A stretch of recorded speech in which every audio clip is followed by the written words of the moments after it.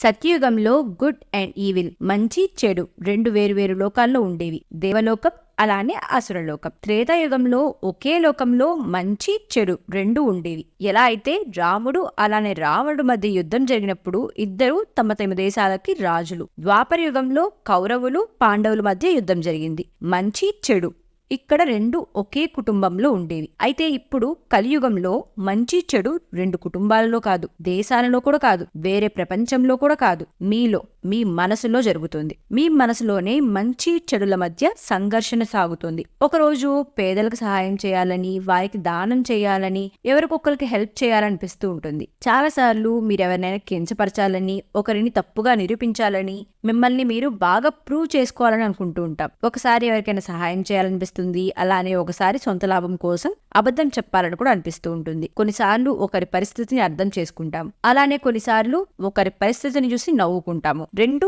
ఒకే వ్యక్తిలో జరుగుతాయి. ఇప్పుడు మనం ఏ మార్గంలో నడవాలి? మంచి పనులు చేసి ధర్మ మార్గంలో పయనించాలా, లేకపోతే తప్పుడు పనులు చేసి అధర్మ మార్గంలో పయనించాలా అనేది మన ఇష్టం. ఏ పని చేసినా ఫలితం తప్పకుండా వస్తుంది. కాబట్టి అది మీ డెసిషన్ మీదే ఆధారపడి ఉంటుంది. ఇది గీతలో కూడా చెప్పారు. నువ్వు చేసిన కర్మ బట్టి నీకు ప్రతిఫలం వస్తుందని గుర్తుపెట్టుకోవాలి.